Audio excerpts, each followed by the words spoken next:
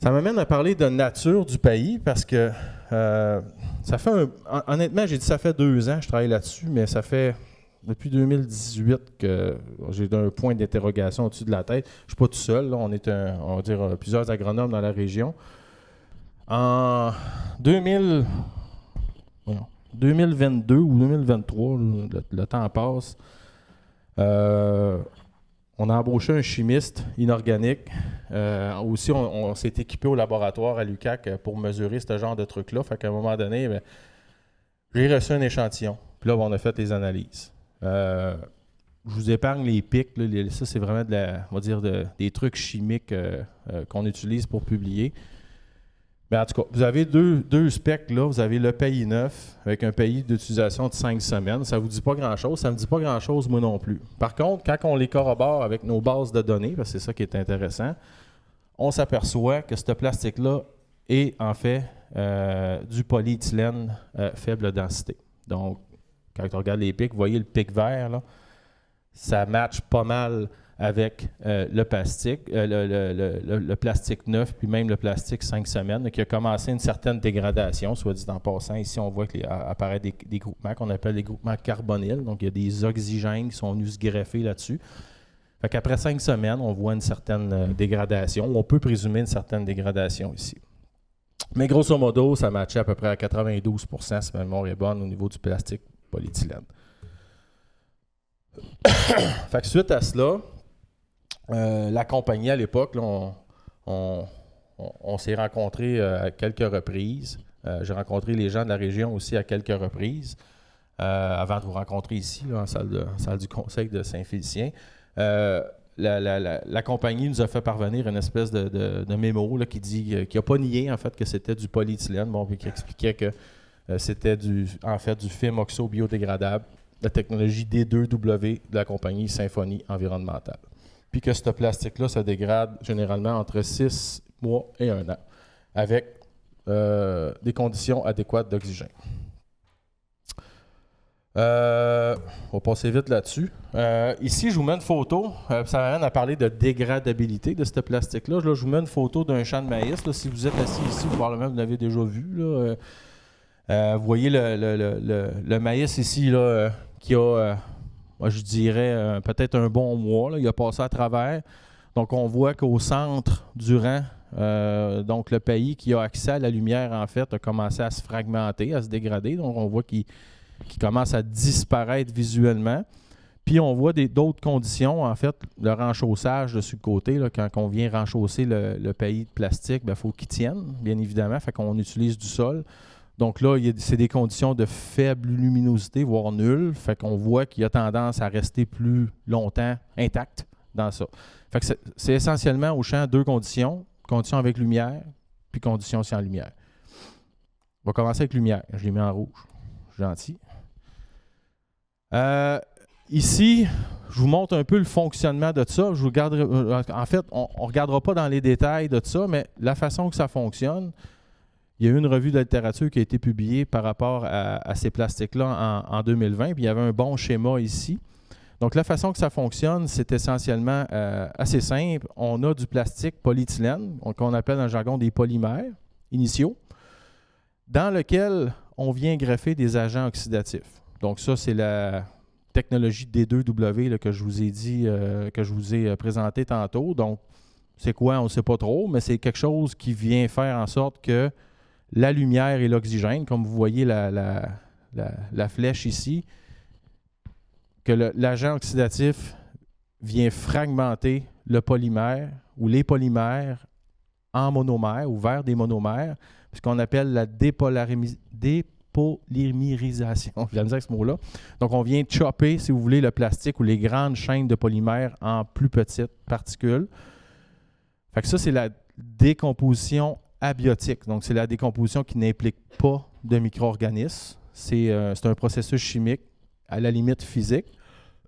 Fait que le processus permet de fragmenter le plastique, le réduire en poudre, si vous voulez, ou en microplastique. Puis là, ensuite de ça, bien là, étant donné que la surface de contact est augmentée parce que les particules sont plus petites, bien là, ça donne une chance aux micro-organismes d'aller digérer éventuellement ce plastique-là, puis de le convertir comme c'est marqué ici, en CO2, en dioxyde de carbone, en eau, en méthane si tu as des conditions anaérobiques, mais ça sert comme substrat organique tout simplement. Donc ça, c'est la théorie, c'est la façon qu'on dit que ça fonctionne. Une des études par rapport à l'utilisation de ces plastiques-là, qui est la plus optimiste, date de 2011 par rapport à cette technologie-là. Puis ici, ce qu'on a fait, on a deux courbes. Là, on en a une en rouge puis une en bleu, là, comme vous voyez. Là.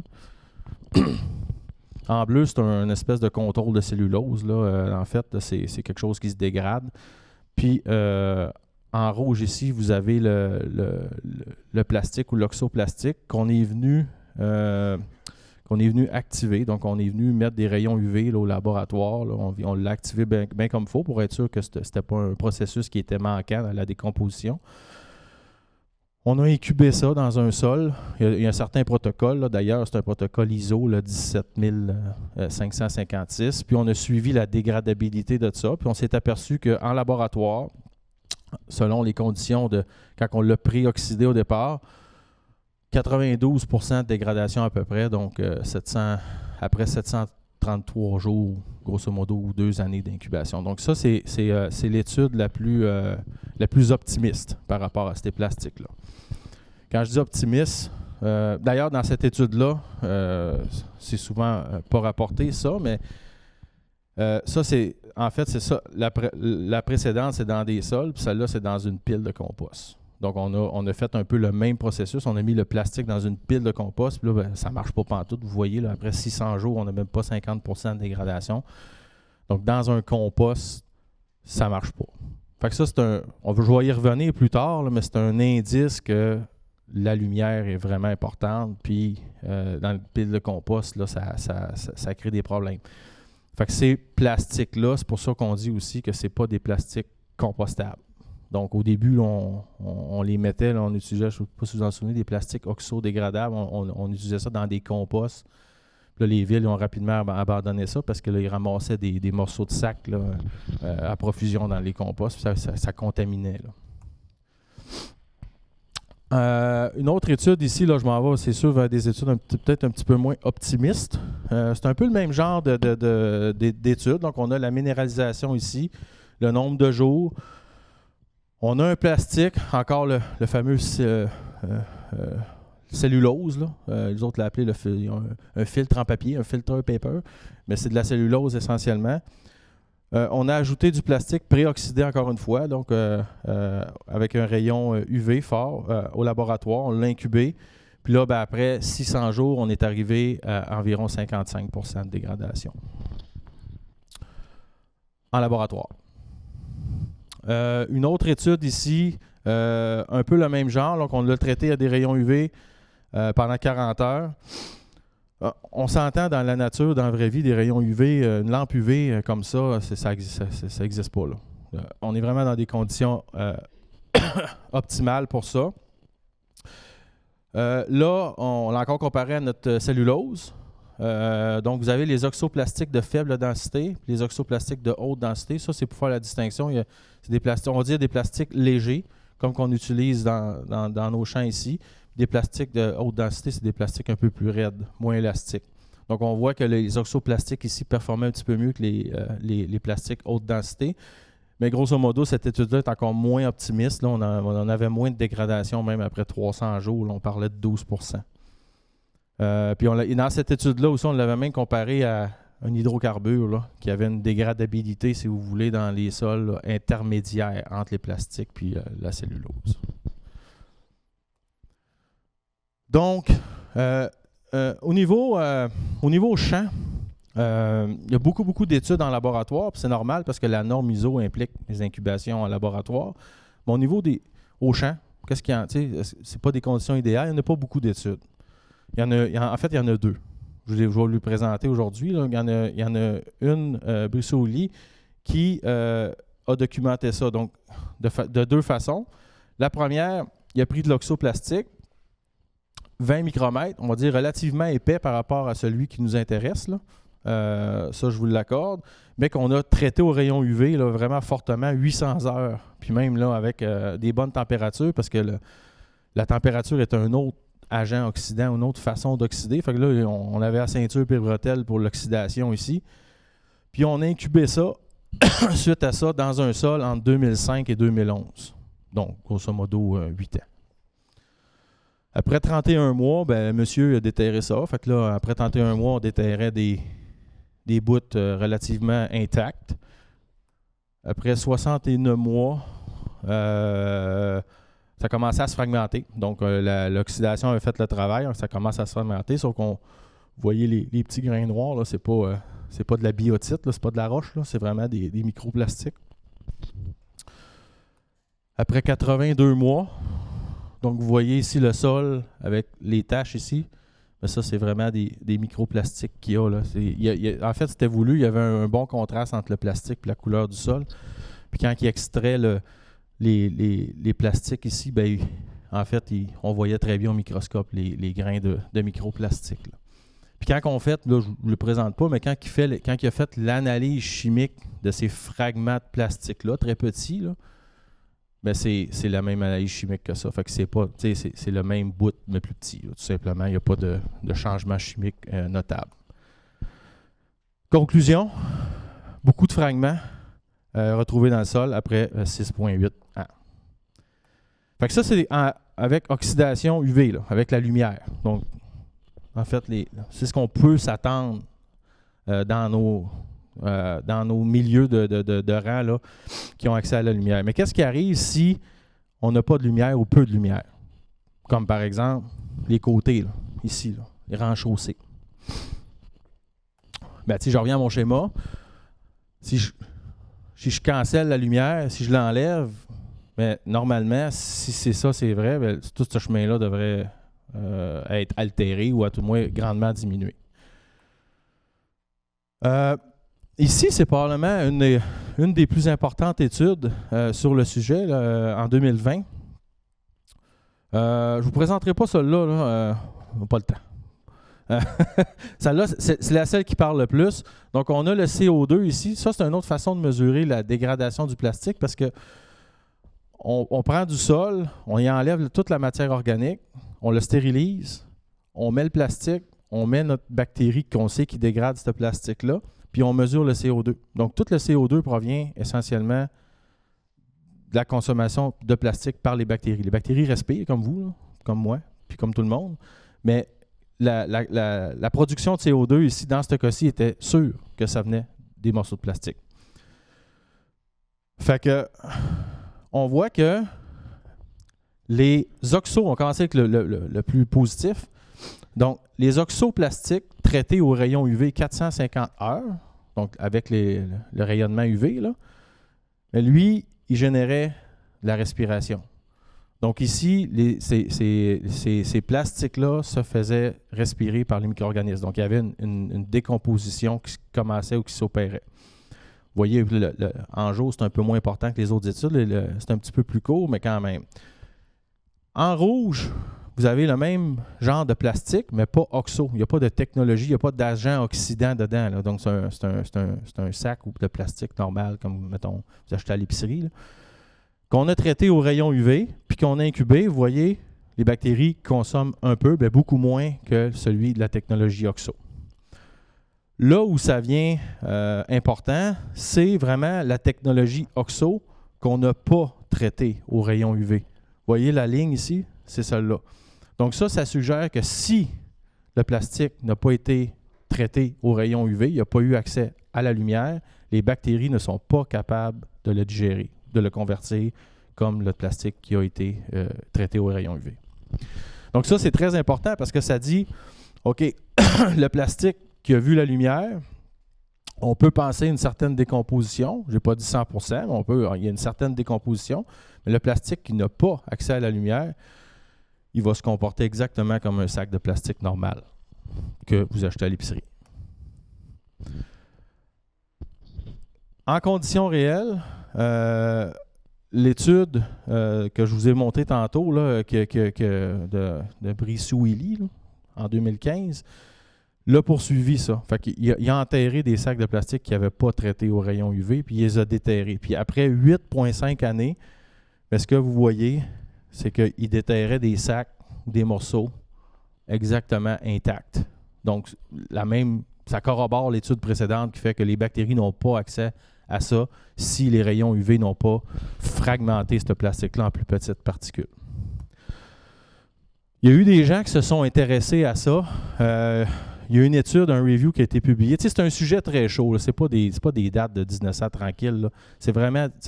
Puis, c'est ça, je veux dire aussi, c'est que la science, ça évolue, vous l'avez vu dans la pandémie. Là, des fois, on disait ça, c'est bon, ça, c'est pas bon, ça, c'est bon, là, on vient mêler.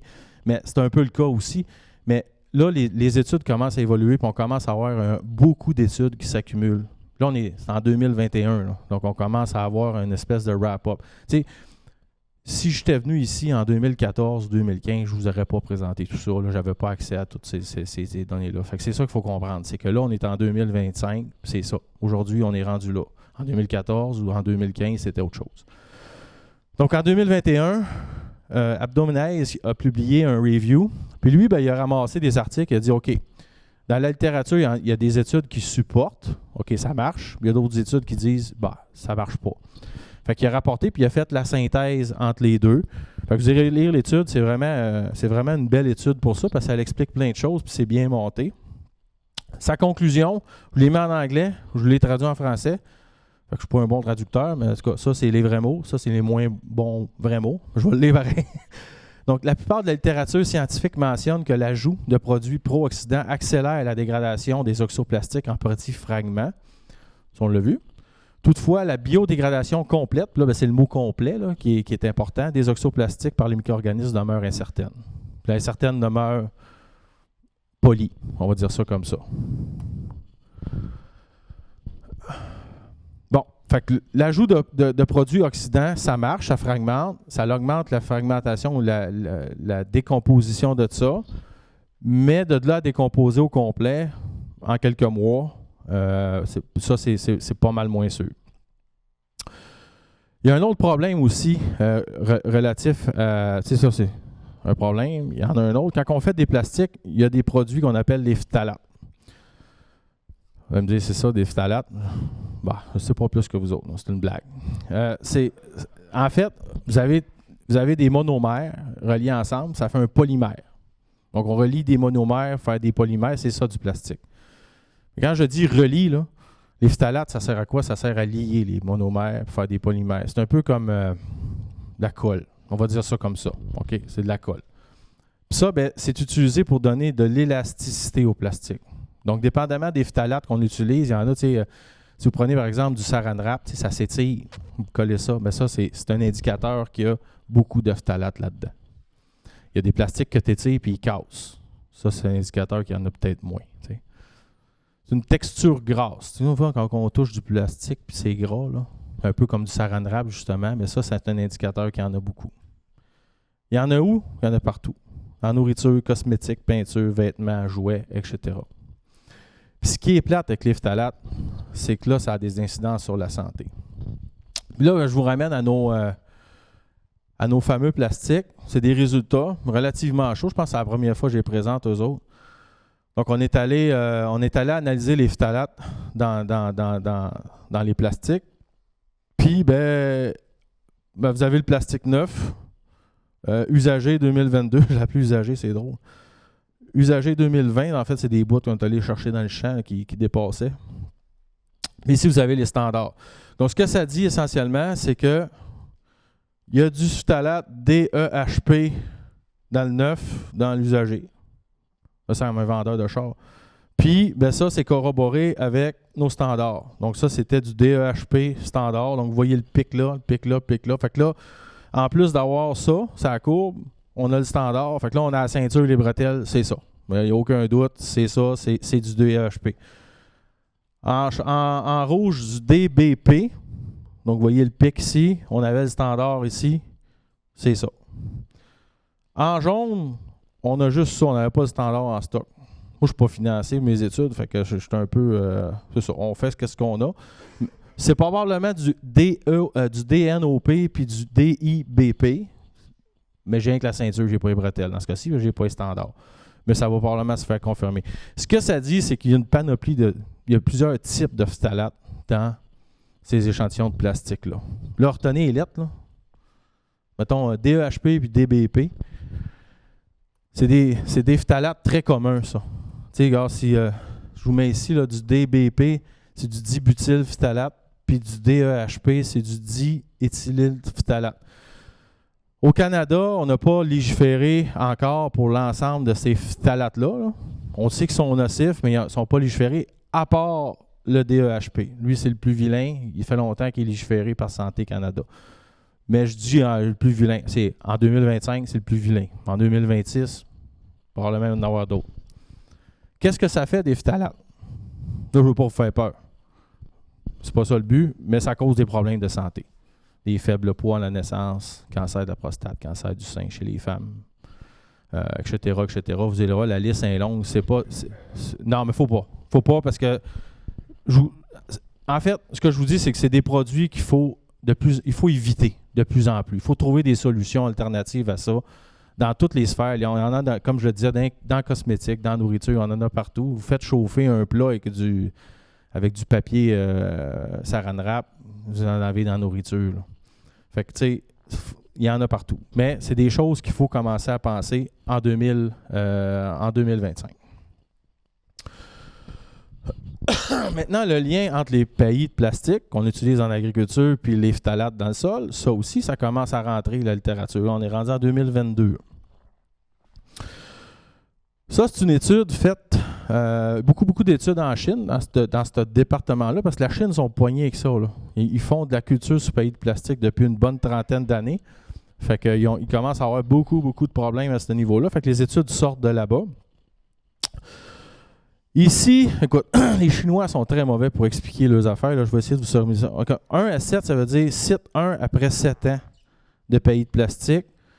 Donc, site 1 après 15 ans, site 1 après 20 ans, site 1 après 30 ans, site 2 après 5 ans, site 2 après 10 ans. Vous comprenez un peu l'idée? Hein? Fait que ce qu'on voit, c'est que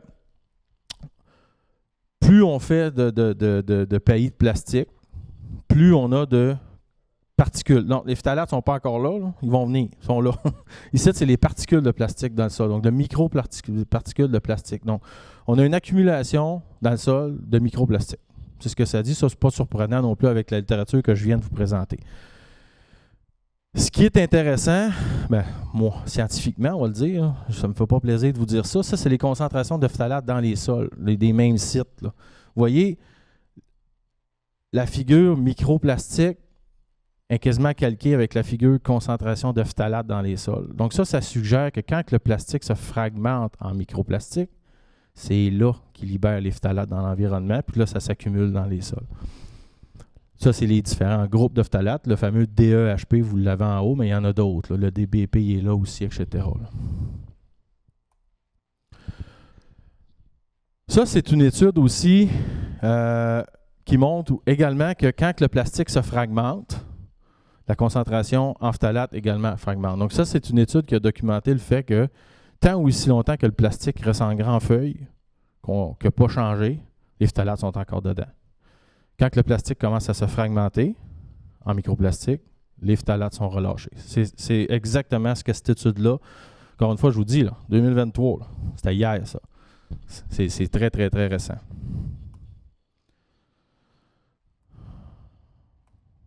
Donc ici, ça fait un peu le sommaire en fait, de ce que je voulais vous montrer. Ah non, ici, ça c'est intéressant ça.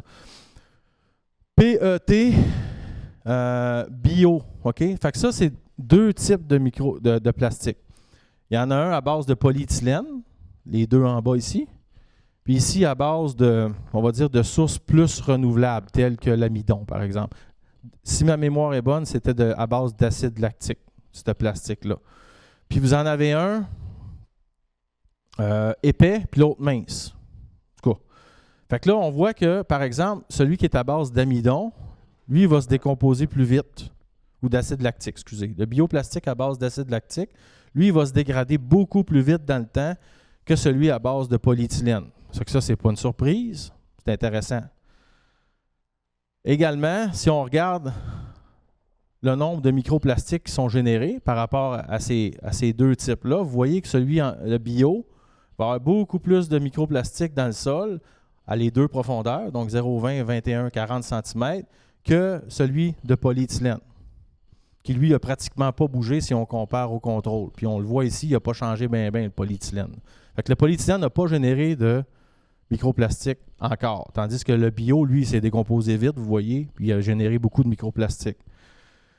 Fait que là, vous me dites, ben, on va utiliser du bioplastique, ça va se dégrader plus vite. Mais là, si on prend, par exemple, la concentration en phtalate, vous voyez que le bio, ici, puis ici, vous voyez les bandes? Donc, en se fragmentant, ici, on a utilisé du bioplastique à base d'acide lactique, mais on n'a pas changé la colle. On a utilisé encore les phtalates. Qu'est-ce que ça fait? Ça génère des phtalates plus vite, plus rapidement, parce que la colle, elle se libère dans l'environnement suite à sa fragmentation. Fait que vous voyez, on n'est pas. C'est soit qu'on est pris avec des grands lambeaux intacts qui ne grouillent pas dans le sol, ou qu'on génère des microplastiques puis des phtalates dans l'environnement. Présentement, c'est le choix qu'on a, malheureusement. Là, je finis avec ça. Les phtalates, ici, vous avez du maïs. Il y a eu une étude qui a fait ça, qui a documenté, en fait, est-ce que le phtalate rentre dans le maïs? Puis dans la pomme de terre.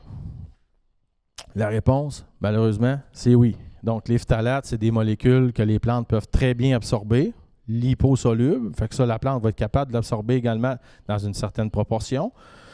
Puis, malheureusement, il y a un facteur de bioaccumulation entre 1,6 et 2,3. Fait que ça veut dire que si j'ai une partie de phtalate dans mon sol, je peux en retrouver 2,3 parties de phtalate dans ma plante ou dans mon maïs. Fait que ça c'est pas une bonne idée dans cette optique-là. Fait qu'on a, à mesure où on monte dans le réseau trophique, à mesure où on monte, par exemple, vers la plante, mais là, on risque d'enrichir, de sélectionner ces phtalates-là. Ça, c'est une étude qui a mesuré les phtalates suite à l'utilisation des pets de plastique dans le blé. Vous avez les différents types de phtalates. Vous voyez encore le DEHP et le DBP. Donc, c'est les phtalates qu'on a avec les ceintures et les bretelles, là. Donc, vous voyez que ça, c'est un contrôle. Ça, c'est avec pays de plastique une fois. Donc, il y avait une différence d'à peu près, c'est pas énorme, là, à peu près 100 microgrammes par kilogramme de phtalate dans le blé qui a reçu du pays de plastique versus pas de pays de plastique, grosso modo, là, en fonction des différents sites. Les phtalates, c'est des molécules qui nous intéressent depuis un petit peu plus longtemps dans la production laitière. Aux Pays-Bas, en 2012, il y a eu 2 études importantes qui ont été faites. Puis les gens se sont demandé, les phtalates dans le lait, parce que tu sais, les phtalates, c'est des molécules qui peuvent porter atteinte beaucoup aux enfants puis aux femmes enceintes. Fait que les phtalates dans le lait, ils viennent d'où?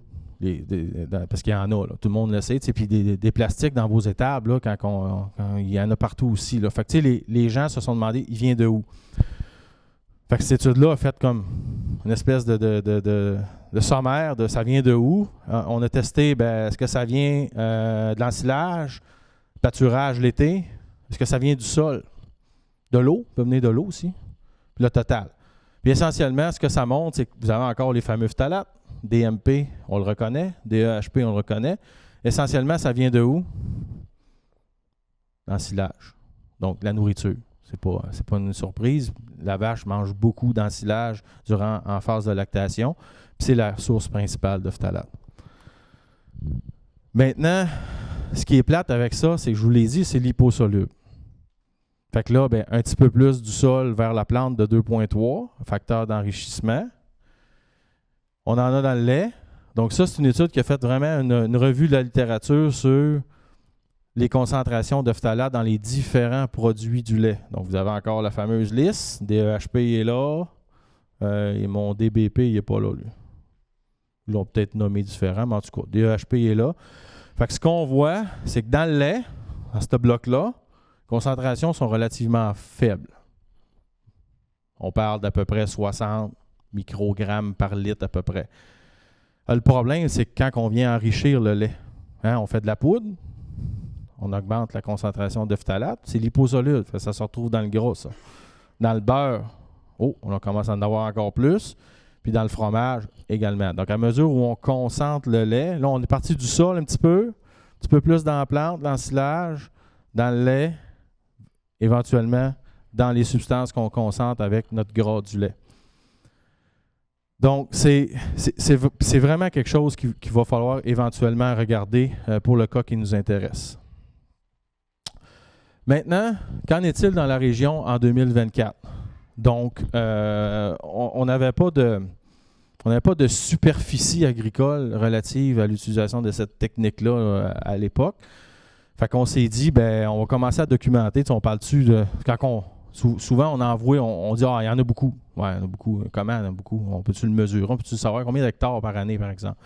Ben, c'est un peu ça. Là, on a répondu à ça. La façon qu'on a procédé, on a remonté, on était capable de remonter. On aurait pu plus loin, là, à un moment donné, il faut arrêter, là, mais de 2018 à 2024, on est allé chercher les images satellites, tout simplement.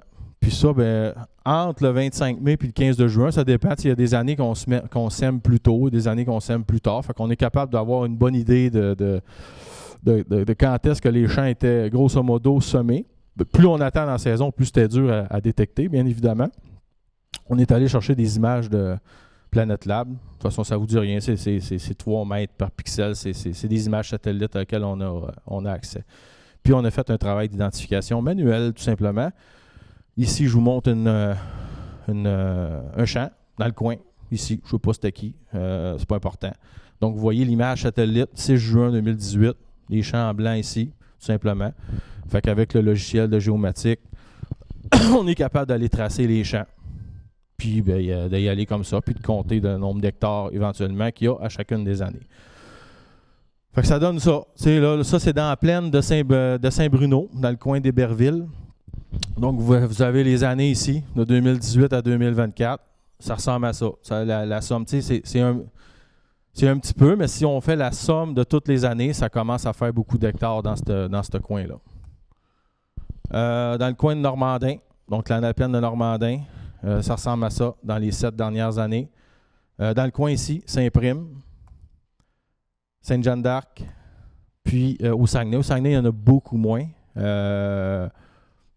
Probablement que les producteurs là-bas, ils ont moins besoin d'utiliser ça. Je ne sais pas. Peut-être pas.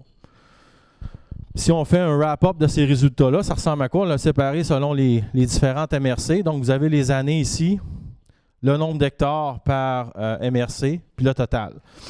Donc, en 2018, on avait 1192 hectares. Ça, c'est une sous-estimation. C'est dans le sens que j'en ai manqué des champs, c'est sûr et certain. On est pas de 1192, 1400, 1474, 1700, 1700, 2300, 2200. Donc, si on fait la somme des 7 dernières années, on a 12 000 hectares de culture couverts par ce plastique-là dans la région dans les dernières années, les 7 dernières années, en fait. Ça, c'est un autre tableau qui montre aussi comment on l'a appelé ça, l'intensité de recouvrement. C'est quoi ça? C'est que un champ peut être recouvert dans les 7 dernières années 1 fois, 2 fois, 3 fois, 4 fois, 5 fois par le maïs. Par le plastique. Je ne dirais pas le maïs, parce que ça, je ne sais pas. C'est probablement ça, mais c'est du plastique. Donc, ce qu'on voit, c'est que on a 4000 hectares qui ont été dans les 7 dernières années recouverts seulement 1 fois. Donc, grosso modo, la moitié. On a 2000 hectares qui ont été recouverts 2 fois. 700 hectares 3 fois. 260 hectares 4 fois, puis 95 hectares 5 fois. Ça, j'aimerais ça aller faire un pédon au profil de ça dans ce 95 hectares-là. C'est pas des, on va dire, c'est pas des bonnes pratiques de rotation en plus, là. Donc, quelques observations. Moi, je travaille en agriculture, fait que souvent, on fait face à ça dans les différents. Donc, après 11 mois, c'est un peu facile. Là, je sais exactement quel champ on a eu en quelle année, puis tout ça, fait que c'est facile. Après 11 mois, ça ressemble à ça. En fait, c'est ce qui reste à la surface. Après 35 mois, donc là, je me promenais dans le champ avec le producteur, puis il venait de finir son labo. Ça faisait quasiment 3 ans, si c'est pas plus, là, qu'il avait semé ça. On voyait des sacs comme ça. Les gros fragments, comme je le disais tantôt, puis comme surtout la littérature le disait, c'est probablement le plastique qui servait à renchausser sur le côté, là, qui n'a pas eu accès à la lumière. Après 47 mois, en plus d'avoir des problèmes de compaction, parce que c'est un méchant bloc, là, on voit le plastique a servi à faire un méga agrégat de sol. Donc, c'est ça. Fait que vous voyez, il est dedans, il est poigné là. Puis après 60 mois, ça commence à être long, là, 60 mois. Pour les honnêtement, les producteurs, là, après 60 mois, puis vous voyez encore ça, j'ai de la misère, honnêtement, à comprendre le rationnel de tout ça. Mais bon, il y en avait plein. Après 5-6 ans, il en reste encore en masse.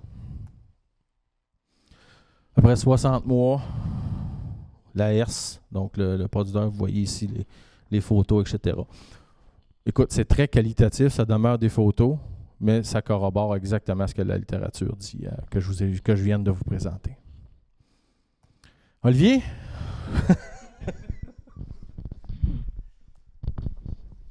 Merci Maxime. Fait que mon nom est Olivier, comme vous le savez. Moi, de mon côté, on a travaillé sur ce projet-là. J'ai rejoint l'équipe avec Maxime depuis 2022.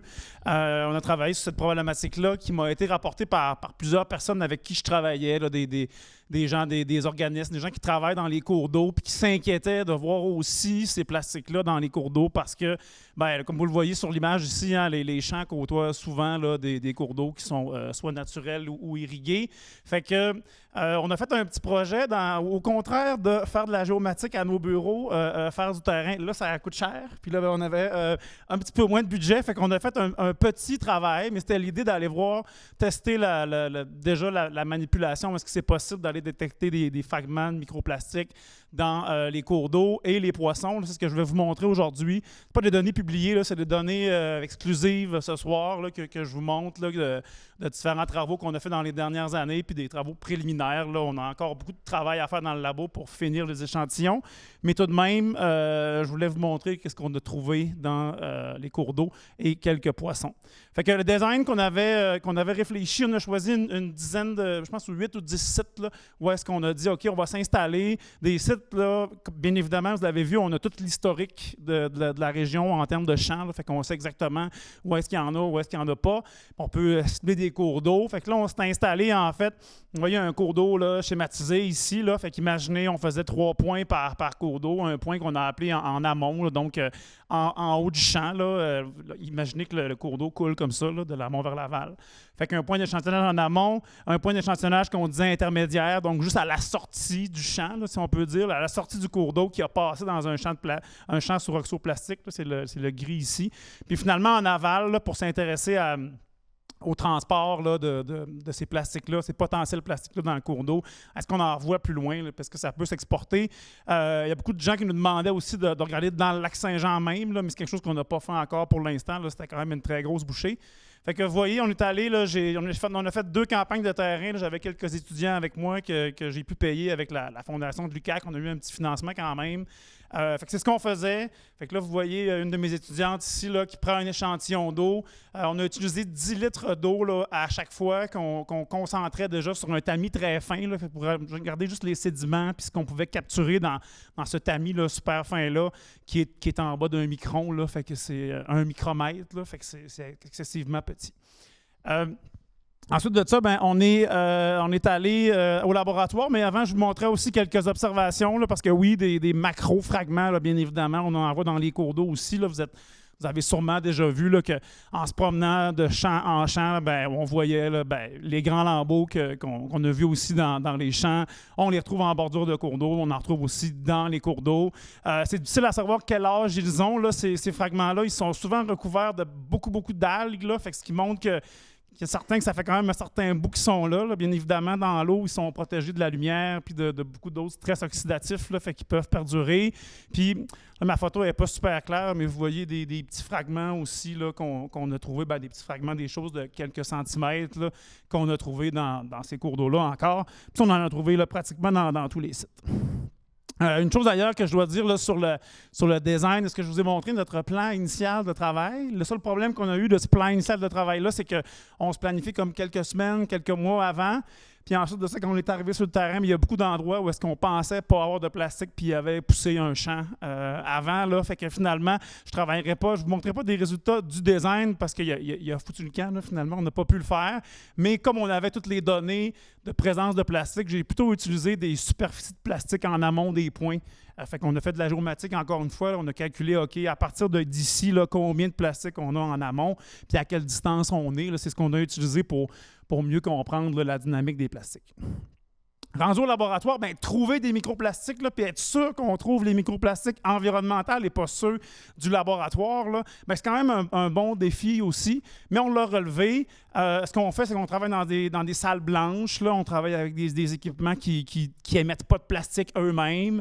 On travaille avec des contrôles négatifs, ce qu'on appelle des blancs. Fait qu'on fait ce que je vais vous montrer ici comme traitement, on le fait sur des échantillons qui proviennent du labo. Là, on teste ce qu'il y en a dans l'atmosphère de notre labo. On travaille avec des hottes là, super performantes qu'on dit à flux laminaire, donc qui filtrent toutes les particules de l'air là, pour être sûr de travailler dans des environnements stériles, pour être sûr que ce qu'on a sur le filtre, c'est bien ce qui est venu du milieu et non pas ce qui vient de l'environnement ou ce qui était sur l'étudiant qui a fait le décompte. Là.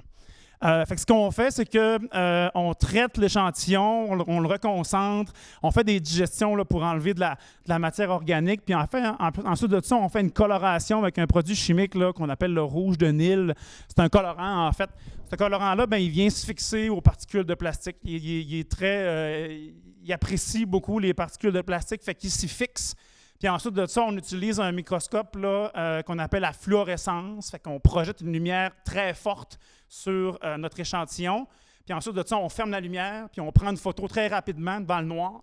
Puis la seule lumière qu'il va avoir, c'est la lumière émise par le colorant. Le colorant, il émet de la lumière quelques secondes là, avant qu'il s'arrête d'émettre. Là. Fait que ça, c'est une mosaïque. En fait, là-dessus, là, je pense qu'il y a 500 images là, de microscopes. Là, on fait des microscopies très, très fines. Puis après ça, on fait des collages automatisés. Là, ça prend 2 heures faire une image de même. Fait que, puis ensuite de ça, cette coloration-là, elle nous aide à cibler quelles particules. Fait que là, vous voyez plein de particules ici. Ce n'est pas toutes des plastiques, je vous avertis, je vous rassure. Il y a beaucoup de ces particules-là qui sont finalement de l'émission de lumière parce qu'il restait un petit peu de matière organique encore. Là. Le colorant, il en absorbe aussi. La matière organique, elle absorbe un peu de colorant. Fait que là, c'est le jeu de la déduction. Quelles particules en sont, quelles particules en sont pas. Premièrement, celle qui brille le plus. Là, fait que vous avez peut-être vu ici en haut à droite, il y en a une petite là, qui brille là, beaucoup plus que les autres. Celle-là, c'est un fragment de plastique. Finalement, comment est-ce qu'on fait ensuite? Là, c'est que à partir de cette première carte-là, on va en microscopie traditionnelle, là, fait que par l'image visible, là, puis on regarde la couleur, la forme. Il existe des clés d'identification au même titre qu'on peut identifier un oiseau. Là, on peut identifier une particule, quelle forme elle a, quelle couleur elle a. Dans la nature, là, des particules bleues avec des arêtes carrées ou des fibres qui se tortillent, là, ça n'arrive pas souvent. Fait que ça, on est pas mal sûr que c'est du plastique, surtout si en plus il émettait de la lumière. Fait qu'on collecte comme ça des informations. C'est un travail de moine. C'est pour ça qu'on n'a pas tant donné que ça, parce que les étudiants qui font ça, heureusement, ce n'est pas moi qui le fais, ça prend beaucoup d'heures, là, mais quand même, on a obtenu des résultats puis des particules intéressantes. Fait qu'une fois la procédure réalisée, comme je le dis, on utilise la forme, la texture aussi. Là, on peut trouver les styrofoams, notamment. Là, on les voit très bien. Là, ils sont faciles à identifier. Vous avez déjà vu du styrofoam. Là, comment est-ce que ça a une texture un peu mousseuse? Là, ça, encore, même les microplastiques, les microparticules, là, ils ont cette même texture-là. Fait que vous voyez un portrait de famille ici de quelques-unes des grands types de plastique qu'on trouve dans les échantillons. Là. Bien évidemment, la pollution plastique, il y en a partout. Hein. Donc, il faut ensuite de ça aller identifier. Fait que les étudiants caractérisent les particules, notamment soit des particules type filament, fait que des fils ou des particules plus longues. On a des fragments là, plus durs, plus rigides. Là. On est vraiment dans l'éclat de plastique dans ce cas-là. Vous avez en haut ici là, des mousses, donc vous voyez peut-être là, ceux qui sont plus proches, la texture un peu mousse là, de cette particule-là, c'est probablement du styrofoam. Des grains. Fait que là, lui, le grain, en plus, là, comme une petite microbille de plastique. Le rouge de Nil, c'est un colorant rose. Là. Fait que lui, il a absorbé plein de colorants. En plus, il est facile à bien voir. Puis des films, donc des pellicules, finalement, des petits bouts de pellicules. Intuitivement, on se disait que les films, c'est probablement ce qu'on peut rechercher comme produit de dégradation des plastiques agricoles, puisque c'est la forme que ça a dans le champ. Là, fait que c'est ce qu'on a cherché au début. Là, je m'excuse à l'avance, là, j'ai une figure scientifique très barbare, un peu difficile à interpréter. Mais ce qu'on fait, en fait, on fait des modèles, on fait des analyses là, sur le terrain. Lorsqu'on était là, on a récolté plein de paramètres. La température de l'eau, les taux de nitrate, quelle largeur le cours d'eau avait, la vitesse de courant, quelle température il faisait, à quelle distance on était des champs. Combien de champs sur plastique en 2023 on avait à proximité du point. Ici, le maximum d'années, c'est dans un rayon de 500 mètres, là, c'était quoi le maximum, le champ qui a eu le plus d'années. Donc, est-ce qu'on avait des champs qui avaient eu 2 ans de plastique, 3 ans de plastique? Puis on les répertorie comme ça. Puis ensuite de ça, chacun des points ici, c'est un de nos sites d'échantillonnage. Puis vous avez vu tantôt, là, je vous ai montré, on a des familles de plastique. Bien, on classifie ces points-là à savoir quel genre de famille de plastique on a trouvé. Parce qu'une chose qui est sûre, c'est que les plastiques, on en trouve dans presque tous les échantillons. Mais lorsqu'on a des fragments, c'est pas tout à fait ça qu'on cherche. Nous, on cherchait les films. Fait que ce qui nous intéresse, en fait, c'est de voir où sont ces points-là dans l'espace. Puis vous voyez là, les points rouges ici. Là, les points rouges ici sont les points où est-ce qu'on avait la plus grande quantité de surface sur oxoplastique à proximité des champs. Ce sont tous des points qui se regroupent ensemble. Ça veut dire qu'ils ont le même type de plastique. On trouve le même type de fragments dans ces champs-là, les champs sur lesquels ils sont à proximité de surface oxoplastique. Puis, ici, on a du texte, peut-être que vous le voyez bien, mais c'est marqué film et filament. Donc, c'est les 2 grands types qu'on a plus trouvés lorsqu'on était dans des sites qui étaient à proximité des champs sous oxoplastique, des films. On s'y attendait, hein, on sait que c'est un film, ce qu'on a sur le champ. Puis des filaments. Les filaments, c'est assez intriguant. Là. Pourquoi est-ce qu'on aurait des filaments à proximité? Mais je vais tout de suite le mettre là. Dans une étude récente, là, 2024, une étude super intéressante sur la dégradation de types de films de plastique. C'est des travaux qui ont été faits. On a encore une fois là, favorisé la dégradation des plastiques. Puis on a regardé au microscope électronique. Ça, c'est un super microscope. Là, on est au niveau du micron. Fait qu'on voit super bien qu'est-ce qui se passe. On observe que les films de plastique, lorsqu'ils se dégradent, ils ont tendance à se délaminer puis à faire des filaments. Fait qu'une chose qui nous a surpris, c'est que finalement, peut-être que les filaments sont aussi un produit de dégradation et pas juste les films. Parce que le processus de dégradation là, à l'échelle moléculaire de ces plastiques-là produit aussi, en plus des films, des filaments. Puis sinon, bien, les quantités observables de particules, on est à 0,1 à 0,7 particules par litre. Fait que on prenait 1 litre d'eau, on avait 70 % de chance de trouver au moins une particule, puis ainsi de suite à 10 litres d'eau, bien, les pires sites, là, on avait 7 particules dans un 10 litres d'eau. Ça semble pas beaucoup, là, on n'a pas beaucoup filtré non plus. Là, les études classiques en microplastique dans l'eau, il faut filtrer des centaines de litres là, pour avoir un meilleur portrait. Là. Fait que dites-vous quand même qu'à un moment X dans l'année, là, on est allé prendre 10 litres d'eau, puis on a quand même trouvé 7 particules dans ce 10 litres-là. Puis, bien évidemment, là, elles sont corrélées avec l'utilisation autour du cours d'eau. Là. Fait que plus le cours d'eau a eu un historique d'utilisation d'oxoplastique, bien, plus on trouvait de particules. Là. Les plus forts niveaux sont dans ces sites-là. Une chose que vous savez peut-être pas, puis qui, moi, m'a surpris, là, pas énormément parce que je m'en doutais quand même, mais c'est dans ces cours d'eau agricoles-là. Des fois, là, on a comme des cours d'eau de 2 pieds de large, là. Ben, on pêche. Hein? On a pêché aussi pour trouver des poissons. Puis encore une fois, là, vous savez, j'aime les portraits de famille. Là. Je vous montre quelques-unes des espèces qu'on a trouvées dans ces cours d'eau-là. Fait que des fois même, entre 2 rangées de maïs, là, on trouve toutes sortes d'espèces de poissons. Là. Vous voyez ici un épinoche, pour ceux qui connaissent ça, un mulet, un naseau des rapides, de l'ombre de fontaine. Des endroits, là, je vous dis, là, j'aurais misé 50$ avec vous que jamais j'allais voir une truite dans un ruisseau agricole. Puis il y en a dans beaucoup d'endroits autour du lac Saint-Jean. J'étais encore très, très surpris à quel point il y a de l'ombre de fontaine à proximité des champs. Ça, c'est une petite ouananiche aussi qu'on a trouvée dans un des ruisseaux dans le coin de Sainte-Jeanne-d'Arc, qui était dans un des petits ruisseaux agricoles. Puis ça, c'est un chabot, là, une espèce qui vit au fond. On n'a pas tout traité encore les échantillons. Là. On a choisi de commencer par l'ombre de fontaine pour plusieurs raisons. Parce que premièrement, l'ombre de fontaine, c'est un poisson qui vit dans le courant, dans la colonne d'eau, puis qui se nourrit finalement des particules qui descendent. Fait qu'on se disait, s'il y a un poisson qui peut manger des particules, c'est probablement l'ombre de fontaine. Puis en plus, comme je vous l'ai dit, elle est très, très abondante finalement, bien fréquente, là, je dirais pas abondante, dans plusieurs des sites. Fait que ça faisait un bon bon test, un bon modèle là, pour faire des observations de est-ce qu'on a des plastiques aussi dans les poissons. Maintenant qu'on le savait qu'on en a quand même un peu dans l'eau. Là, pour les poissons, encore une fois, c'est encore plus préliminaire là, que les plastiques dans l'eau. C'est encore plus long. Là. Il y a beaucoup de contenu dans un poisson. Là. Fait que faire le tour de tout ça, c'est très, très long. Faire juste un poisson. Fait que je vous présente des résultats pour une dizaine d'ombres de fontaines là, sur 2 sites. On s'intéressait bien évidemment à savoir s'il y a des plastiques dans l'estomac. Hein. C'est la logique. Est-ce qu'ils en mangent? Mais on s'est intéressé aussi aux branchies. Puis ceux qui connaissent peut-être le mode d'alimentation des poissons, vous savez peut-être que, là, je vais vous sortir un mot d'anatomie de poisson, mais vous voyez des lignes ici là, derrière, proche des branchies, on appelle cette structure-là l'arc branchial.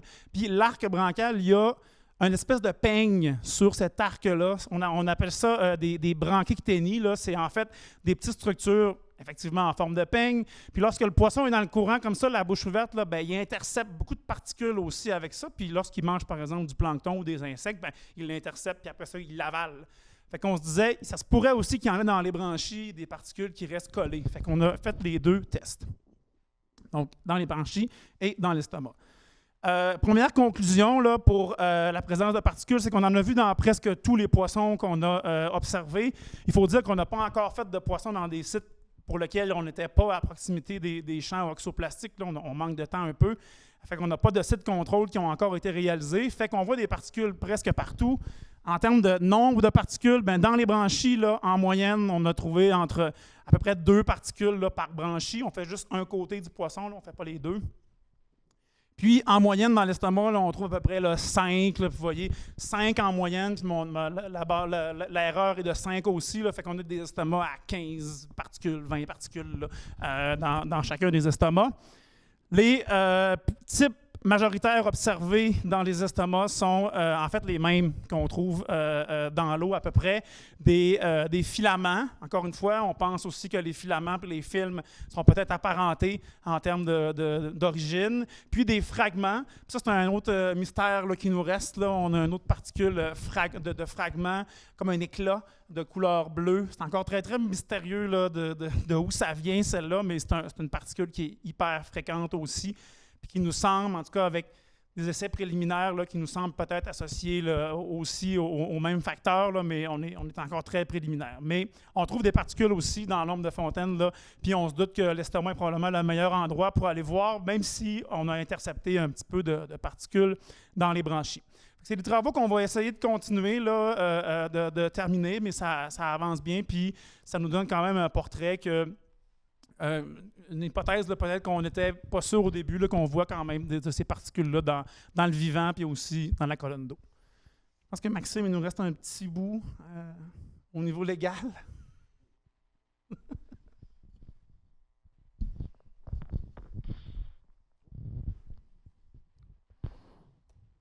Donc, on a quasiment fini. Il nous reste, je pense, 8 diapos. Au niveau légal, moi, je ne suis pas juriste. Là.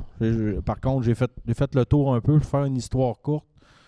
Les premières législations dans lesquelles tout ça a été commencé à être légiféré, si vous voulez, c'est en Europe. Le département, en fait, comment est-ce qu'il l'appelle en Europe? C'est l'Union européenne, mais c'est la Commission. La Commission européenne a commandé une étude à l'époque sur l'utilisation de ces plastiques-là. Puis le rapport avait été rendu en 2017 à l'époque. Donc, ils ont été relativement avant-gardistes. Encore une fois, je vous mets la conclusion en anglais. Je vais me tenter de la traduire. La biodégradation des oxoplastiques est nulle si ceux-ci ne sont pas préalablement exposés à la lumière UV et dans une moindre mesure à la chaleur. Donc, encore une fois, ça rapporte ce que je vous ai présenté précédemment. Depuis 2017, en fait, les législateurs en Europe, à tout de moins, ont commencé à s'intéresser à ça. Puis là, en 2019, on a légiféré et on a banni l'utilisation de ces plastiques-là. En 2022-2023, la principale compagnie qui produisait ce genre de trucs-là, la Symphony, avec sa technologie D2W, je ne sais pas si ça vous rappelle quelque chose, mais a poursuivi l'Union européenne pour ça. Puis bien, en janvier 2024, Symphonie a perdu en cours d'appel. Donc, c'est pas mal fini pour l'Europe à ce niveau-là. Au Canada, le règlement qui vise à interdire les plastiques à usage unique a été déposé en 2022, le 17 juin. Soit dit en passant, c'est principalement orienté sur les emballages alimentaires dans ce cas-ci. Puis c'est en lien avec la loi canadienne de la protection de l'environnement. Puis je vous mets un extrait. Donc, l'évaluation scientifique a mis en évidence le manque de données probantes significatives permettant d'affirmer que les plastiques oxodégradables se décomposent entièrement en milieu naturel. Donc, ce que le Canada a décidé de faire, c'est de classer ces plastiques-là au même titre que les plastiques conventionnels. Fait que vous avez le règlement, mais au Canada, ce n'est pas encore en application en agriculture, puis même là, au niveau de ce règlement-là, parce que là, il y a un décret là, qui a été mis en place, qui a été demandé pour réviser tout ça là, par probablement les compagnies qui produisent ça. La Colombie-Britannique, qui est la province la plus avant-gardiste par rapport à ça, là, je ne vous l'ai pas traduit, je m'excuse, mais ils ont il y a le Environmental Management Act qu'ils ont utilisé là-dessus. Puis la partie 2, là, ils l'ont fait en différentes parties. Là, ils sont allés de façon graduelle, mais la partie 2 vraiment a été adoptée là, cet été, donc le 15 juillet 2024. Puis ben, eux autres, ils ont tout simplement banni les plastiques oxodégradables sur leur territoire. Ils permettent la vente, mais seulement si le plastique n'est pas utilisé sur leur territoire. Donc, ils peuvent vendre, par exemple, aux autres provinces. Au Québec, par exemple. Puis là, ben, c'est un peu tout ça, mais il y a quelques exceptions. Là. Par exemple, les produits c'est ça, d'hôpitaux, etc. Là, ça, c'est pas dedans, mais tout le reste, là, c'est pas mal tout contrôlé. Ils ont même fait un truc en français, ils sont gentils. Là, donc, ça fait un peu le tour. Là, c'est vraiment. Puis, ils ont ratissé large dans le sens que ils ont mis tous les mots là, que les industriels utilisaient, là, que les plastiques oxodégradables, biodégradables, dégradables, compostables, oxoplastiques. Donc, en gros, si tu peux pas, en Colombie-Britannique, si tu ne peux pas le ramasser, c'est interdit. Puis, ils ont aussi légiféré sur les plastiques compostables ou biosourcés là, à base d'amidon, de canne à sucre, etc. Donc, tous les produits, on va dire, plus décomposables. Probablement, je ne les ai pas demandé, mais probablement, par exemple, par rapport aux problématiques que je vous ai exposées au phtalate précédemment. Pourquoi? Dans la loi, c'est indiqué pourquoi ils ont décidé d'aller dans cette direction-là, parce qu'ils ne peuvent pas garantir que l'acte de composition est complète. Donc, ils ont accès aux mêmes études que nous, hein, fait qu'ils ont pris cette décision-là. Puis, il y a un risque également de libérer dans l'environnement des produits non désirables. Donc, c'est les 2 points sur lesquels ils ont décidé de justifier tout ça. Donc, en conclusion, dans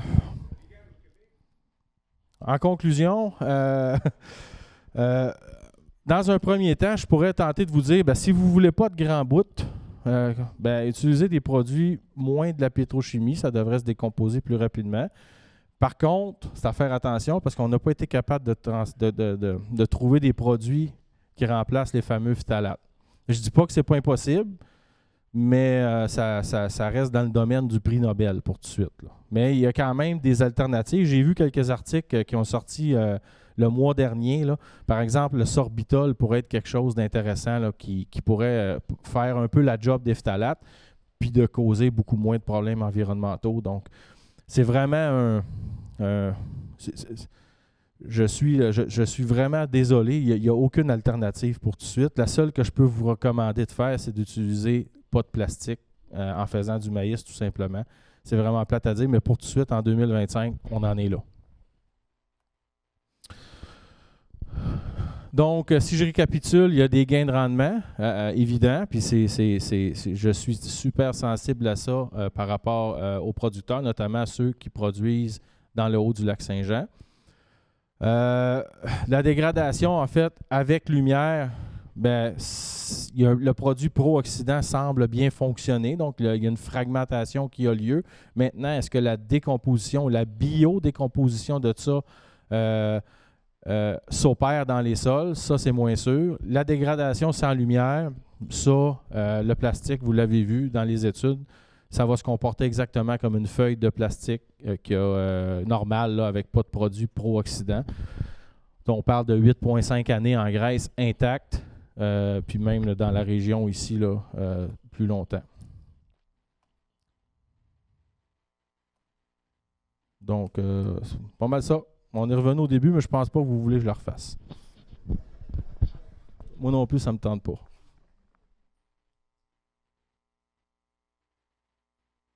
Je vous laisse gérer, oui, c'est ça. Il va sûrement avoir des questions.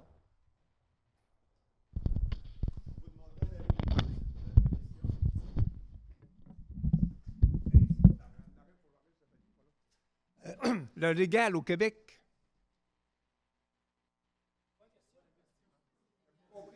Le légal? Du légal. Je sais pas. En Colombie-Britannique, c'est à l'ouest du Canada, mais nous autres, on est à l'extrême est. Est-ce que vous avez regardé au Québec ce qui est permis et ce qui n'est pas permis? Vous n'avez pas regardé ça? Non, il n'y a pas d'interdiction. Il n'y a pas d'interdiction. Ben, je pense pas. Maintenant, ce qui est contradictoire, c'est que tu as le droit de faire de compost avec les plastiques oxybiodégradants. Vous l'avez dit, ça? Plus le droit. Ben, c'est parce que quand tu ramasses des fragments, tu ne le fais pas. Mais est-ce que c'est-tu légiféré? Je ne sais pas. Je sais pas. Ouais, c'est des décisions surtout des administrations publiques là, qui ont décidé, par exemple, de ne pas les avoir dans le compost municipaux. Je pense qu'il y a une question de pollution puis aussi de procédés. Là, mais ça veut dire que les marchands pourraient en vendre encore, mettons, pour faire du compost? Je ne sais pas. Monsieur, madame, tout le monde? Je ne sais pas. Probablement, là, ça a été à la pièce entre les municipalités. La municipalité de Montréal, par exemple, a été assez rapide. Québec utilise encore des sacs pour l'instant, mais c'est les villes qui ont décidé. Y a-t-il quelqu'un de la Régie des matières résiduelles dans la salle? J'avais une autre question. Oui. Ben là, je ne sais pas si y a quelqu'un de l'environnement ici dans la salle. Non, l'environnement, vous avez sûrement été en contact avec eux autres dans le cadre de vos recherches. C'est quoi qu'ils font, eux autres, l'environnement? Je sais pas. Ils ont une responsabilité. Je sais pas. On lui pose la question. Ouais, vous me posez des questions. Vous me demandez de parler des autres. Moi, je sais pas, là. Bonsoir, Stéphanie Claveau. Bonjour, Stéphanie. J'aimerais savoir, en fait, tu sais, vous nous avez présenté des résultats qui viennent du lait des Pays-Bas, de la Chine, tout ça. On a regardé des poissons, mais on n'a pas de témoins qu'il n'y a pas eu de plastique à proximité. Je me demande pourquoi vous ne travaillez pas plutôt avec les producteurs pour essayer de trouver des solutions alternatives. Parce que les producteurs, là, moi, que je côtoie, parce qu'on travaille beaucoup avec les producteurs, puis il y a même des producteurs qui nous ont demandé d'aller voir c'est quoi l'état des lieux dans mon champ, puis c'est quoi les solutions qui s'offrent à moi. Donc, on va le faire avec eux. Mais tu sais, je me dis, tu regardes ça depuis 2014, Maxime, pourquoi tu n'as pas approché les producteurs pour lui dire, tu sais, regarde, on va faire un projet, on va trouver des alternatives, parce que tu l'as dit, bien, tu l'as dit, mais tu sais, en fait, ils ont vraiment besoin de cette technologie-là pour améliorer la performance de leur troupeau. En fait, je suis Stéphanie Claveau, Agrinova, directrice des productions animales et fourragères là-bas. Je travaille en collaboration avec beaucoup de producteurs dans la région qui veulent savoir justement comment trouver des solutions pour pouvoir faire pousser du maïs, parce que pour eux, l'ensilage de maïs, c'est ça qui va faire que leur troupeau va être productif. Puis ça va réduire les gaz à effet de serre parce qu'ils vont produire plus de lait avec moins de vaches. Donc, il y a toutes sortes de choses comme ça qui ont été comme un petit peu occultées, je trouve, dans cette présentation. Merci. Et, écoute, je travaille à Gervais. Et là, Gervais Laprise, encore là. Je suis un homme de solution. Quand j'arrive... Oui, c'est pas de... Non, mais Stéphanie, j'ai appelé chimiste spécialiste et plastique à McGill, en Oregon, à Harvard. J'ai appelé à peu près 10 personnes vraiment spécialisées dans les polymères. Puis ces plastiques-là, en fait, les solutions n'existent pas encore.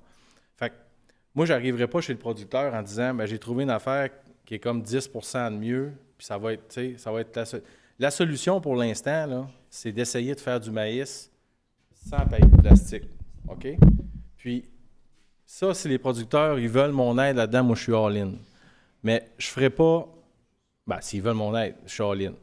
Mais j'arriverai pas à essayer de trouver une alternative à ces plastiques-là. Ils n'existent pas.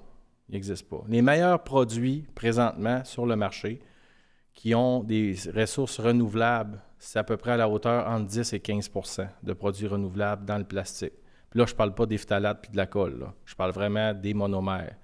On en est là. Bon, est-ce que je vais faire des projets pour dire c'est mieux ça versus... la solution pour tout de suite, c'est vraiment plate, mais elle n'existe pas. C'est pour ça. C'est juste pour ça. J'ai fait le tour. J'ai travaillé fort. J'ai même contacté aussi une chaire de recherche spécialisée sur les biomatériaux. Je l'ai mis au défi. J'ai dit, si tu me fais quelque chose avec 50% plus 1, c'est un peu comme un référendum. Moi, j'embarque, puis mais non, personne n'est capable. Ouais. C'est ça la vérité. C'est pas un manque de ci, un manque de... Moi, je veux vraiment aider. Honnêtement, je veux aider les producteurs. Vous pouvez le croire ou pas le croire, mais c'est ça.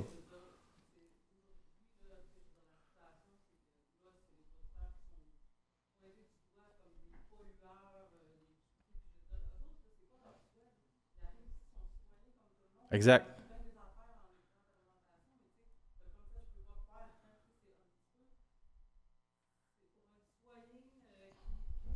Mais avant d'arriver ici, les producteurs, ça fait longtemps qu'ils le savent. Là, on a fait beaucoup de réunions. Oui, ça a été mentionné tantôt, Gervais Laprise. Bonjour. J'ai travaillé dans le domaine alimentaire pendant un certain temps, puis effectivement, pourquoi les producteurs, j'ai le goût de me tourner de l'autre bord, là, pourquoi les producteurs utilisent du plastique pour faire de l'ensilage de maïs. En fait, pourquoi l'ensilage de maïs? Ça n'a pas été mentionné tantôt des avantages agronomiques, mais il y a un avantage qui est clair, c'est qu'ajouter de l'ensilage de maïs dans une ration, tu l'as mentionné tantôt, une ration d'une vache laitière, ça complète très, très bien au niveau de l'ensemble des nutriments, je vais l'exprimer comme ça, au niveau de l'alimentation, puis ça fait en sorte qu'il y a une meilleure productivité, une meilleure santé, puis effectivement, il y a d'autres avantages plus scientifiques que je ne connais pas. Mais ceci étant dit, est-ce que c'est possible? Moi, je pense que est-ce que c'est possible de faire du maïs en silage sur l'ensemble de la région sans plastique? Je pense qu'il y a certains coins que ce n'est pas possible de faire du maïs en silage sans plastique. Moi, je pense qu'il ne faut pas jeter le bébé avec l'eau du bain. Il devrait y avoir une tolérance transitoire en fonction de la technologie qui va arriver, puis aussi, j'oublie l'augmentation des changements climatiques. C'est clair que quand les producteurs sèment du maïs en silage pour augmenter les rendements, ici, il y a de la disponibilité de certains hybrides qui sont moins d'unités thermiques, ça pourrait être possible. Puis pour le commun des mortels, le Québec, le Canada, c'est une faible partie de la production mondiale du maïs. Donc, la recherche pour développer des hybrides adaptés, ça ne se fait pas. Il s'en fait très, très peu. Il ne s'en fait pas du tout, je pense. Et le développement des compagnies, de développer des hybrides plus adaptés à nos régions, ça ne se fait pas non plus. Ça fait que c'est pour ça que l'alternative qui a été apportée, puis je pense que c'est un effet bénéfique au niveau des producteurs, au niveau de la rentabilité de ces producteurs-là, au niveau de la survie des entreprises et de la transférabilité des entreprises. Maintenant, il faut se poser une question comme citoyen. Est-ce qu'on veut continuer dans le même sens, alors qu'on sait, je pense que c'est assez percutant qu'on s'en va dans le mur, ou on a un débat assez... je dirais, civilisé entre les producteurs, entre les organisations de producteurs et les citoyens pour réduire au maximum l'impact sur l'environnement. Merci. Je pense qu'il y avait monsieur.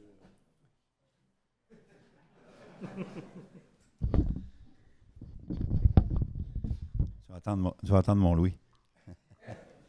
Bon, moi, je suis Michel Friard, moi, je suis producteur.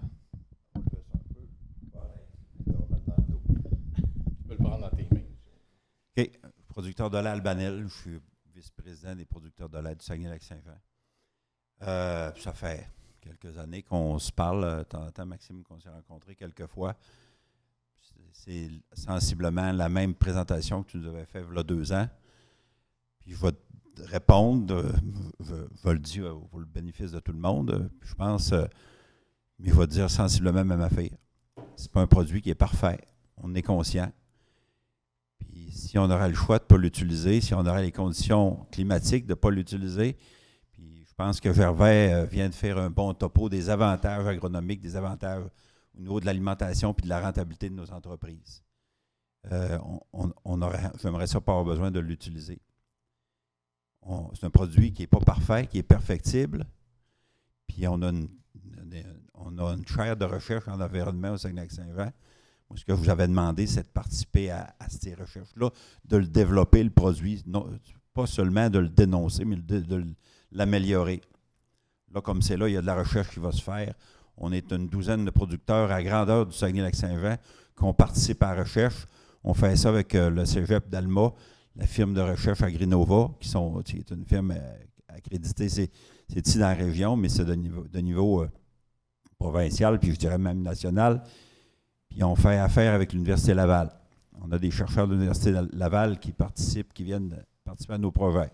J'aurais aimé ça que la chaire de recherche en environnement de l'Université du Québec à Chicoutimi participe à ça. Ça, je trouve ça extrêmement plate.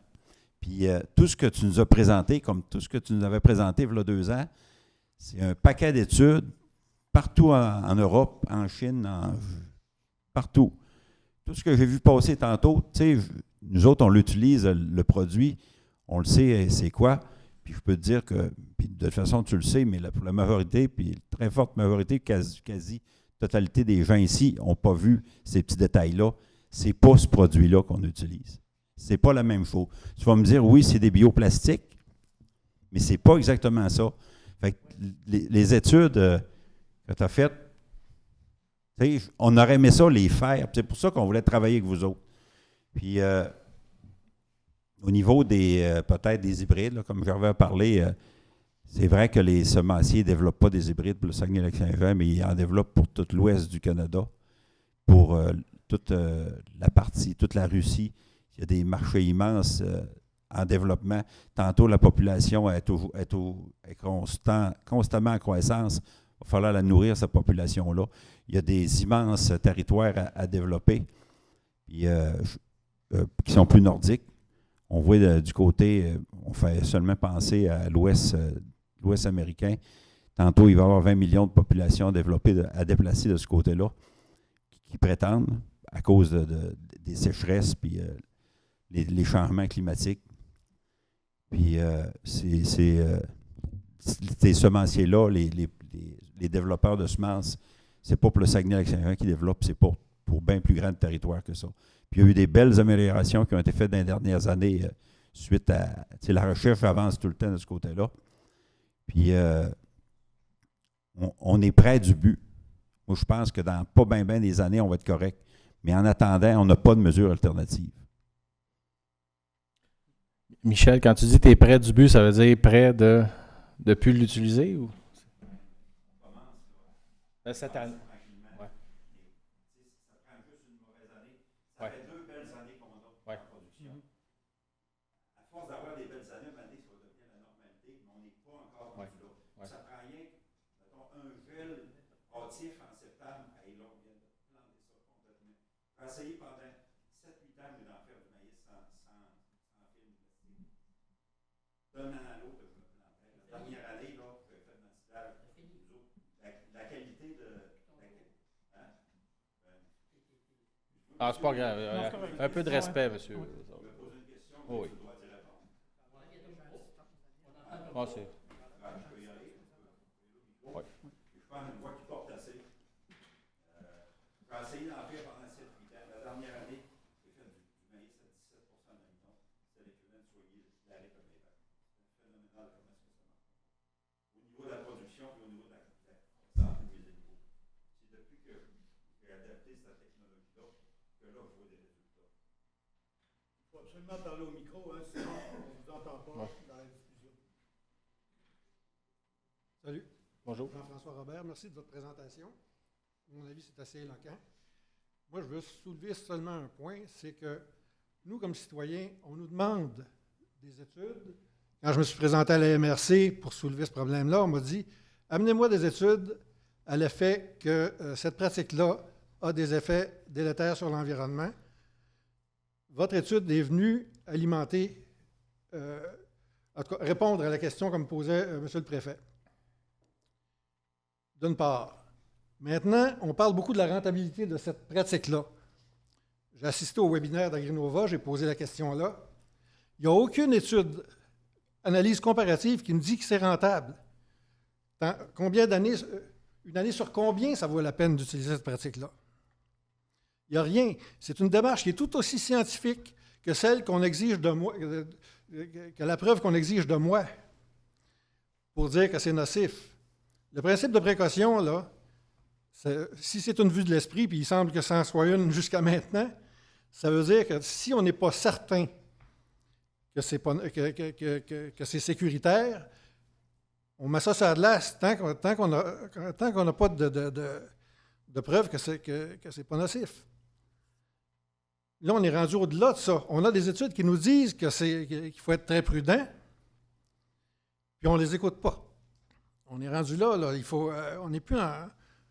Qu'on fonctionne comme ça en 1924, je peux se comprendre, mais plus en 2024 avec toute la capacité sur le plan scientifique qu'on a.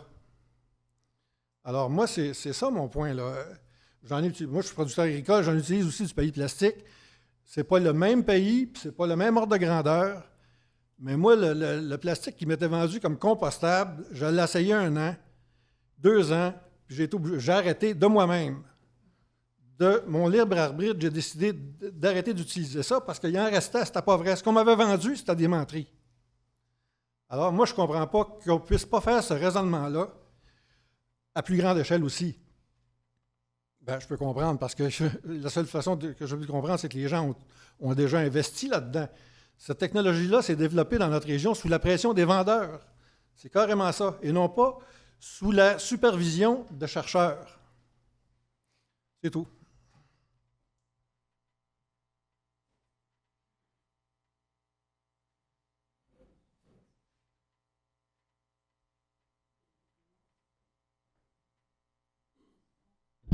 Petite question naïve, parce que moi je ne suis pas dans le domaine de l'agriculture du tout. Ça fait, mon accent trahit un peu mes origines, mais ça fait quand même 33 ans que je suis là. Et quand je suis arrivée dans la région, il y a autant d'années, il n'y avait pas du tout de culture de plastique, aucunement. Par contre, il y avait la culture de maïs. Ça, j'en ai toujours vu. Donc, je me questionne un petit peu. Pourquoi cette technologie qui est arrivée, je ne sais pas, une dizaine d'années à peu près, je ne sais pas exactement. Avant, on faisait sans, puis il y avait du maïs. Donc, de quoi ça dépend? Pourquoi est-ce qu'on a changé? Mais j'ai bien vu qu'il y avait possibilité d'avoir du maïs sans passer par cette culture-là. C'est vrai qu'à notre époque, je pense qu'il faut faire attention. Ça devient essentiel de ne pas déverser encore des produits, des dérivés toxiques dans nos cours d'eau, dans nos terres. Je crois que c'est l'heure d'être super attentif à ça. C'est plus un détail, c'est plus secondaire. Bon, je ne sais pas s'il va dégringoler là. Voilà. Merci. Je vous dirais, on ne cultive pas le plastique. Oui.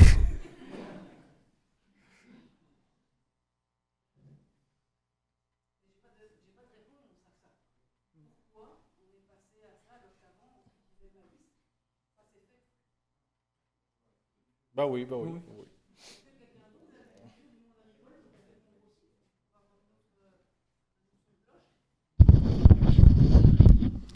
Madame, je vais vous répondre. Je n'ai fait 6-7 ans du maïs. J'en ai vu des producteurs qui en ont fait, qui ont arrêté d'en faire. La qualité n'était pas au rendez-vous. Je l'ai dit tantôt.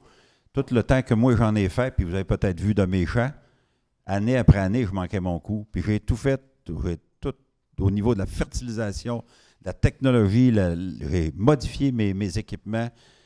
J'arrivais à mois d'août, parce que faire de l'agriculture dans le haut du lac, là, c'est complètement différent de ce qui se fait dans le centre du Québec. Dans le centre du Québec ou ailleurs, on peut dire que c'est un marathon. Ben, nous autres, c'est un sprint, c'est un 100 mètres.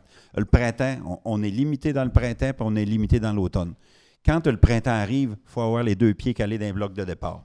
Puis quand le pistolet de départ, il décolle, il faut rentrer dans les champs, puis il faut que l'ouvrage se fasse vite, parce qu'on le sait que rendu dans la première semaine de septembre, normalement, le gel arrive. Puis à la minute que le maïs gèle, c'est de la scrap. On a mis de l'argent dans ça, on a mis des fertilisants, on a mis des bonnes semences, mais le gel d'automne vient tout le temps tout défaire, ça vient carrément nous casser les jambes. C'est ça qui fait la différence, madame. Puis il y a une autre chose aussi au niveau de l'alimentation de nos animaux. Ce que vous voyez peut-être là, 15 ans ou 20 ans, c'était il se faisait gros dans le silage de maïs.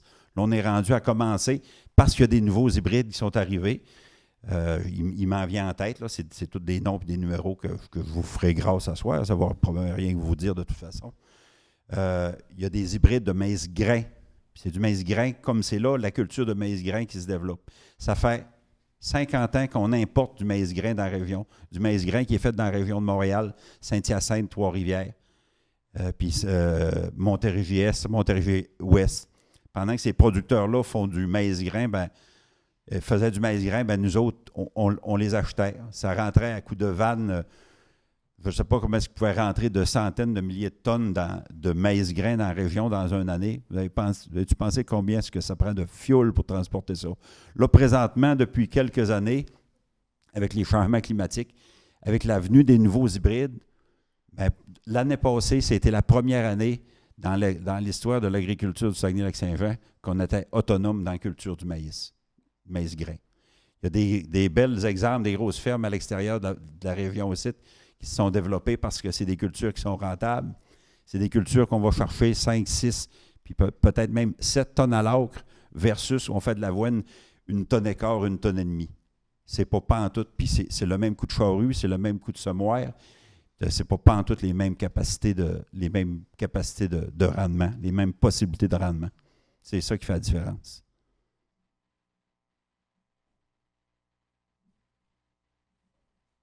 Il y avait avant vous. Oui, c'est aussi pour corroborer un petit peu le point à Michel sur l'importance d'avoir de cultiver le maïs local.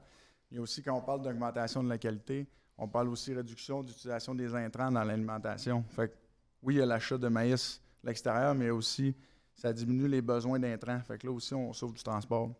Puis nous, on est producteurs, on est distributeurs de ces films-là, puis on l'utilise depuis plusieurs années. Puis encore là, on aurait aimé faire la collaboration avec vous pour vos recherches. Puis si vous voulez prendre des mesures dans des sols qui en ont depuis plusieurs années, ça va nous faire plaisir que vous venez chez nous et de collaborer avec vous autres parce que on veut être proactif. Des alternatives, on travaille avec des films qui sont certifiés compostables pour voir c'est quoi les différences, y a-t-il des bénéfices. Fait que oui, je pense qu'il y en a. C'est pas parfait aujourd'hui, mais on travaille pour avancer. Puis on aimerait ça travailler avec vous autres. Parfait. Tu me laisseras ton numéro. Bonjour, Louis-Marie Bérère, Saint-Félicien. Monsieur, tantôt, il a mis en doute vos études en disant que c'était pas valable pour ici. Même ma blonde met en doute mes études. Non. Ta blonde n'est pas en assemblée. Excuse, mais le monsieur, tantôt, il a dit que c'était pas valable, les études que vous avez faites. Est-ce que c'est valable pour les plastiques qui sont utilisés présentement pour cette technologie-là? Il n'y a rien qui nous indique que c'est pas valable. Merci. C'est ça que je voulais savoir. Jusqu'à preuve du contraire.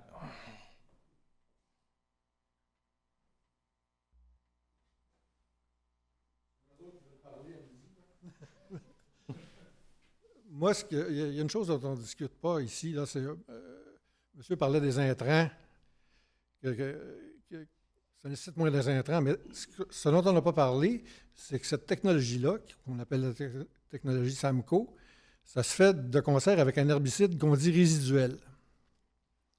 Les herbicides résiduels sont des herbicides qui ont un impact sur l'environnement qui est plus grand que, par exemple, le glyphosate, qui est le plus couramment utilisé. Or, de 2018 à 2022, il s'en est mis 3900 kilos. Il s'en est vendu, parce que le ministère de l'Environnement a pour seul moyen de contrôle le registre de vente. 3900 kilos d'atrazine. On parle de l'ingrédient actif là, dans différentes formulations d'herbicides. Alors, c'est pas anodin, ça. 3900 kilos sur une... Puis, selon les chiffres du MAPAC, c'est une quantité qui est beaucoup supérieure à ce qui s'est vendu ailleurs au Québec là, par hectare de maïs cultivé. De beaucoup supérieur. Puis cette statistique-là est imputable entièrement à la technologie SAMCO. Donc, 3 900 kilos plus 12 000 hectares qui ont reçu 12 187 hectares qui ont été couverts de plastique. Ça commence à faire du stock pas mal, ça, dans les sols agricoles. Puis ce stock-là, vous nous l'avez montré, il ne disparaît pas. Ce n'est pas magique. Moi, je comprends mal qu'on mette dans la balance la santé publique en fonction versus la rentabilité des entreprises. C'est là qu'on est. On n'est plus, comme je le disais tout à l'heure, on n'est plus en 1920, en 1924, on est dans 2024. Il faut tenir compte de ça. Puis moi, votre étude, elle me parle beaucoup là, quand vous parlez des microparticules et des microplastiques. Il n'y a pas une semaine où les microplastiques ne font pas la manchette là, dans les journaux à grandeur du monde. C'est rendu un problème majeur. C'est rendu un problème de santé publique majeur. Alors moi, je pense qu'il va falloir à un moment donné donner prépondérance à l'intérêt collectif face aux intérêts économiques de promoteurs de telle ou telle technologie.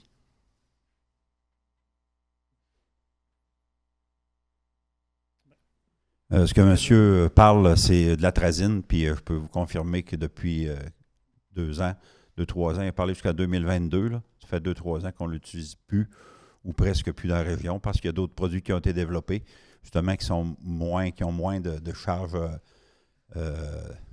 résiduelles, et en concert aussi en combinaison avec un autre produit, là, c'est ça. Fait que ça a été réglé ce bout-là, on ne l'utilise plus, puis peut-être, je voulais revenir tantôt, Maxime, tu disais que tu avais fait des téléphones dans différentes universités, puis tu disais que ça n'existe pas. Peut-être faire une petite corrélation.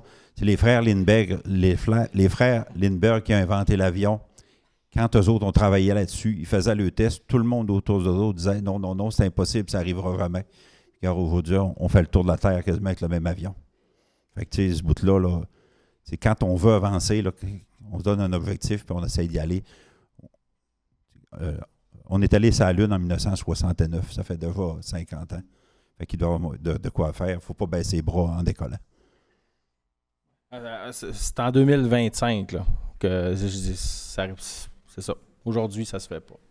Il faut que je réagisse à ça parce qu'on a parlé de l'atrazine. L'atrazine, c'est l'un des 5 pesticides à haut risque identifiés par le ministère de l'Environnement. Il est encore permis au Québec, c'est interdit en Europe depuis 2003. Puis depuis qu'il est interdit, je crois que c'est en 2020, 2021, on a pris des échantillons dans les sols où il y avait eu cette pratique-là, puis on retrouve encore de l'atrazine. 25 ans après. Non, vous n'avez pas pu l'utiliser, il y en a encore dans le sol. Il est encore persistant, puis c'est le pesticide, l'un des pesticides pour lequel la toxicité est la plus documentée. Alors moi, quand on vient me dire que, par exemple, vous ne m'en voudrez pas de reprendre un des arguments des producteurs agricoles lors des manifestations au printemps dernier, qui parlait de la réciprocité des normes, alors dans ce cas-ci, c'est pas vrai, parce que cet herbicide-là est interdit depuis 2023. Depuis 2003 en Europe, il est encore permis ici. Alors, il y a lieu de se questionner sur la rigueur du ministère de l'Environnement par rapport aux pratiques agricoles qui ont cours actuellement.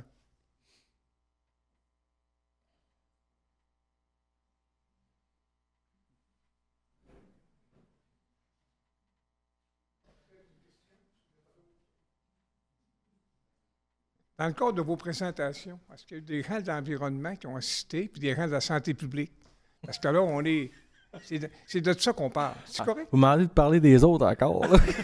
Oui, mais là, vous devez... Non, mais c'est une question facile à répondre, monsieur le conférencier. Non, sérieusement, là, tu sais, à quelque part, la seule manière d'avancer dans ça, c'est de la réglementation. La réponse est oui. Hein? Oui? Bon. C'est tout ce que je réponds. OK. Ben, j'espère qu'ils vont continuer parce que pour moi, la seule façon là, d'avancer, là, c'est dans la réglementation, principe de précaution. Il n'y a pas d'autre chose. Puis peut-être un autre point. Moi, je suis agronome, ça fait quasiment 50 ans, j'en ai fait du maïs. Là, il y a un bout qui vous manque. Vous avez parlé des avantages, des pourcentages. Vous n'avez jamais parlé des coûts. C'est des coûts importants. Vous n'avez jamais parlé aussi des autres intrants Tu as beau mettre du plastique, si tu ne mets pas assez d'engrais chimiques, si tu fais pas tes... Elle n'était pas assez longue, la présentation. Non, mais il faut du goût, c'est un petit complément. Faut pas penser, il y en a qui, on dirait qu'il y en a là, à soir, là, qui pensent que le maïs, le plastique, OK, c'est la planche de salut des producteurs qui font du maïs. Ben, c'est bien plus compliqué que ça, mes amis. C'est une culture, comme toute autre culture, très exigeante. Puis il faut que tu mettes doser les bons intrants. Si tu mets du plastique, tu ne doses pas les bons intrants. Tu as perdu ton temps et ton argent. Commentaire. Il y a quelqu'un qui l'a fait, puis ça fait 50 ans qu'il suit ce qui se passe dans l'agriculture dans la région. C'est bon? Merci.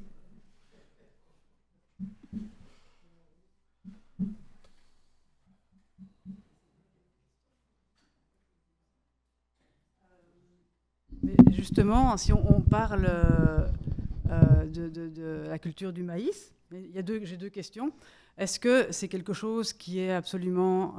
avec les changements climatiques d'abord qui se produisent, puis monsieur a dit que les 2 dernières années étaient quand même assez bonnes. Est-ce qu'on peut supposer qu'on peut avoir une culture qui soit quasiment aussi rentable sans les paillis plastiques? Oui. OK. D'accord. Non, les projections climatiques, 2050, ça devrait ressembler à Joliette, à peu près. OK. Malheureusement, on souhaite des changements climatiques dans ce cas-ci. Dans ce sens-là. OK. Ben oui, ben c'est ça. Mais aussi, ça il va y avoir beaucoup de variations. C'est pas climat de Joliette là. C'est dans le sens... probablement, il va y avoir plus d'instabilité, fait que plus d'extrêmes, donc plus de pertes de récoltes. On peut penser. Mais c'est ce qui est projeté. 2050, à peu près, Joliette. Mais c'est ça, puis versus, l'utilisation quand même de cette technologie-là, je pense qu'elle est plus coûteuse parce que, il y a une machinerie pour dérouler ces plastiques, etc. Donc, versus un petit peu une augmentation de rendement de je ne sais pas quel pourcentage, est-ce que ça vaut la peine avec tous les désavantages qu'on voit quand même autour, les effets collatéraux qui sont quand même nuisibles? Ça, c'est aussi une question que je me pose. Et secondairement, est-ce qu'il peut y avoir une alternative ici dans la région qui ne semble pas propice à la culture du maïs, à cultiver autre chose que du maïs? Est-ce qu'on s'acharne là-dessus? Est-ce qu'on ne pourrait pas innover dans ce sens-là? Pour ta deuxième question, autre chose, oui, il y a autre chose, mais avec les rendements à l'hectare, non, il n'y a pas autre chose. Puis la stabilité aussi, parce que ça te donne un ingrédient stable tout le long de l'année, fait que ça, c'est très, très bon pour la production laitière. Je ne suis pas un spécialiste en production laitière, mais c'est ce que je comprends. Puis l'autre question, c'était un petit peu d'augmentation de rendement. Oui, il y a un petit peu d'augmentation de rendement, je vous l'accorde, notamment avec le 15-20% que je vous ai présenté. Mais ce qu'on voit, ce qu'on peut penser aussi, c'est que les producteurs du Haut-du-Lac, dont M. Frigon en fait partie, il peut y avoir des années que c'est une catastrophe. Puis là, une catastrophe, c'est les vaches, ils ont faim. Ils veulent manger pareil, mais ils ne peuvent pas nourrir leurs vaches. Fait que tu sais, ça peut être très, très, très problématique pour les producteurs qui, par exemple, ont subi un gel puis donné de la ripe. C'est l'équivalent de la ripe. Fait que c'est dans ce sens-là. Moi, de ce que je comprends, c'est que c'est vu parfois comme une police d'assurance.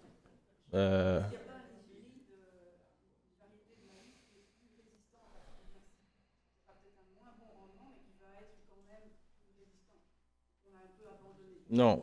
C'est pas, on n'est pas un gros marché. Hein? Puis, si je me souviens bien, c'était Stephen Harper qui avait complètement privatisé le développement des hybrides de semences au Canada. Donc, on avait un beau centre de recherche à Winnipeg, etc., où les gens, les fonctionnaires faisaient des semences pour les producteurs, notamment des producteurs éloignés, comme du Nord. Mais on a considéré que c'était l'industrie privée qui devait prendre le relais de ça. Ben, on subit un peu les foudres de ça également. C'est systémique, là, l'agriculture. Là. C'est complexe aussi. Là. Donc, voilà.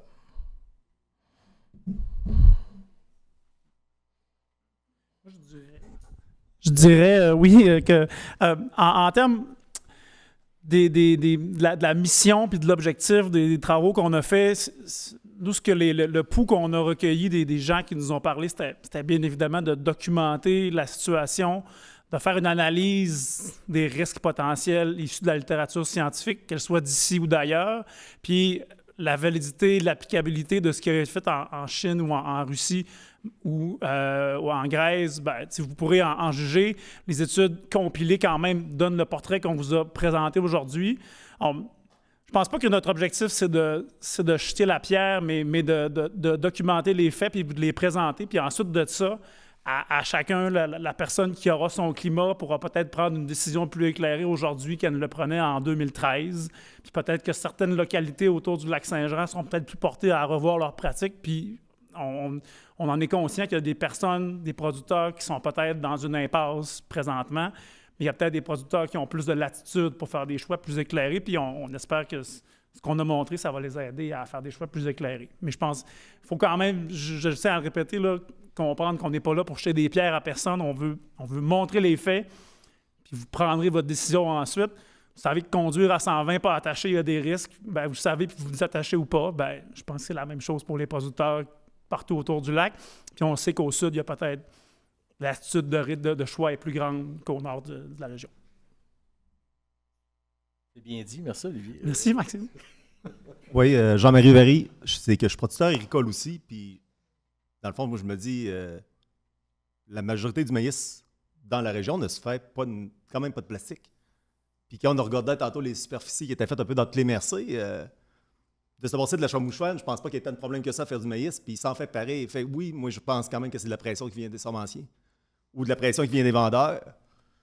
Puis j'ai vraiment, dans le fond, moi, personnellement, comme producteur agricole, je pense aux 2 prochaines générations après moi, puis moi, ça fait un non-sens de mettre ça dans mon sol. Je pense qu'il y a quand même du monde qui ont peut-être moins le choix, mais c'est pas normal qu'ils s'en fassent autant que ça. Puis je pense que c'est quand même un avis qui est partagé par plusieurs producteurs. Pas si évident de ça, parce que tu vas même faire une coupe de demi encore à soir. Mais c'est ça, c'est pas... non, comme producteur de lait, on n'est pas tous d'accord avec ça, puis il y a moyen de faire sans, puis il y a moyen de faire différent, là, dans le fond. Puis c'est pas tout le monde. Oui, il y a Michel qui est dans le nord du Nord, mais on n'est pas tous là. Fait que, puis là, que je regardais, moi, les grosses régions, les gros secteurs qui s'en mettent, c'est entre autres le domaine du roi. Ben, je me dis, de se passer de la chamouchane, il n'y a pas de raison qu'ils s'en mettent autant que ça. Je suis convaincu. Je comprends même pas que ça ait été permis au départ, puis je comprends encore moins que ce soit permis encore aujourd'hui. Fait que c'était mon commentaire, puis je pense pas être tout seul comme producteur à penser ça. Merci.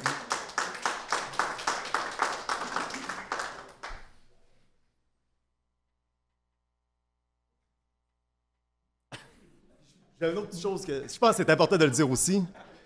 Des fois, je vois certains de nos organismes agricoles qui vont aller défendre ça en disant « Non, c'est essentiel ». J'ai vraiment de la misère dans ce temps-là à adhérer à mes organismes agricoles puis de me dire « J'ose espérer qu'ils n'iront pas, dans le fond, se battre contre cet enjeu-là. Là. » Je veux dire, il y a moyen de moyenner, y a-t-il moyen de faire, justement, tu vous montrais des chiffres tantôt, 5 ans sur 7 qu'il y en a eu. Ça n'a aucun sens.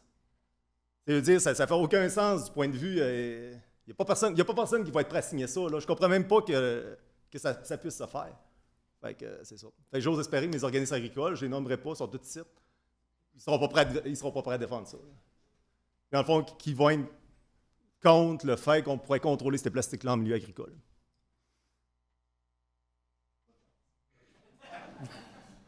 On n'a jamais dit qu'on était pour puis qu'on voulait que les producteurs, puis les producteurs eux-mêmes le disent qu'ils ne veulent pas l'utiliser, la technologie. On essaie de trouver des alternatives. Combien ça fait d'hectares réellement? Ils n'ont pas besoin de ça pour faire du maïs-grain. Non, mais écoutez... L'alternative, c'est de n'importer du maïs-grain. Mais sans silage, c'est plus dur. Le maïs-grain, ça importe très bien. Mais je comprends, mais je veux dire, on peut essayer de trouver des solutions. Ben oui, mais ça, ils l'ont toujours fait, l'importer. Donc là, on essaie de trouver un moyen pour que les producteurs puissent continuer à produire du maïs dans notre région, mais avec des conditions qui respectent mieux l'environnement. Donc, ben non, c'est ça, on essaie de trouver des alternatives. Moi, en fait, je travaille avec les producteurs. Puis les producteurs, là, c'est des personnes comme vous, des citoyens comme vous, puis ils n'ont pas envie de polluer, puis ils veulent aussi que leurs enfants puissent produire sur leur ferme après, puis...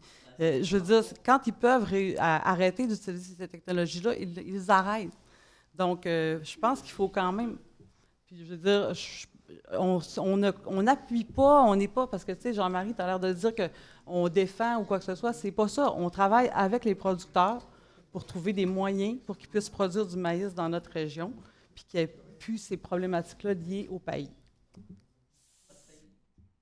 Ben non, mais là, nous autres, le MAPAC même va financer des études cet été. Il va y avoir des paillis biodégradables, des paillis compostables qui vont être testés dans plusieurs fermes. Tous les producteurs qui ont parlé ce soir participent à cette étude-là. On essaie de trouver des façons de réduire l'empreinte environnementale de cette pratique-là.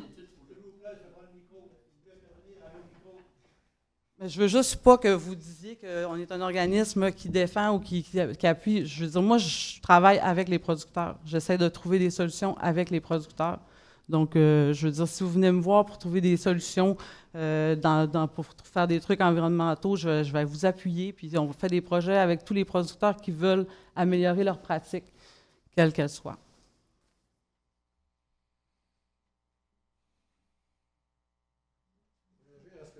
Réagir à ce que vient de dire Madame, moi j'ai assisté au webinaire d'Agrinova. Si on veut faire des études, moi je ne comprends pas qu'on ne fasse pas d'études aussi qu'on ne compare pas l'utilisation de paillis avec de la culture sans paillis dans un programme de recherche qui a du bon sens, là, qui est cohérent. Tu sais, il faudrait au moins avoir des témoins sans paillis, d'une part. Ça, chez Agrinova, ils ne font pas ça. Tout ce qu'ils font, c'est comparer tel type de plastique avec un autre type de plastique. À mon avis, sur le plan scientifique, ce n'est pas défendable. L'autre chose, c'est que dans une perspective expérimentale, si on va, moi, je ne suis pas viscéralement contre l'essai, les essais qu'ils veulent faire, mais qu'on les fasse, ces essais-là, sur des superficies réduites, pas qu'on déploie cette technologie-là à grandeur de la région comme on le fait actuellement. Qu'on le fasse sur 50 hectares, pas sur 2000. C'est ça, moi, c'est un autre point d'incohérence, moi, assez flagrant, à mon avis, là. Oui, mais c'est sûr. Il y a 2000 hectares actuellement, annuellement, qui sont couverts de plastique oxo. C'est ça, l'histoire. Alors, moi, si Agrinova veut faire des études, qu'il le fasse sur des superficies réduites dédiées à cette fin-là, à l'expérimentation, avant de se lâcher lousse à grandeur de la région. Puis le dernier point, c'est encore une fois Mme d'Agrinova qui m'amène à le soulever, c'est que moi, je ne comprends pas que le ministère de l'Agriculture finance à partir de primes verts ce genre d'études-là, finance en partie ou je ne sais pas dans quelle proportion, mais ce genre d'études-là, sans exiger qu'on fasse des études aussi de culture du maïs sans paillis. Puis moi, je sais que ce n'est pas scientifique ce que je vais dire là, mais ce printemps, quand je me suis promené, puis le printemps d'avant, les maïs sans paillis plastique étaient au moins aussi beaux, sinon plus beaux, en tout cas certainement plus uniformes que les maïs qui étaient cultivés sur plastique oxodégradable. Alors moi, je pense que s'il y a des études à faire, ça serait plutôt de trouver des cultivars de maïs qui ont besoin de moins d'UTM. Ça, il y a de la recherche à faire dans ce sens-là, bien avant de regarder quel genre de plastique on va utiliser. Plus de questions.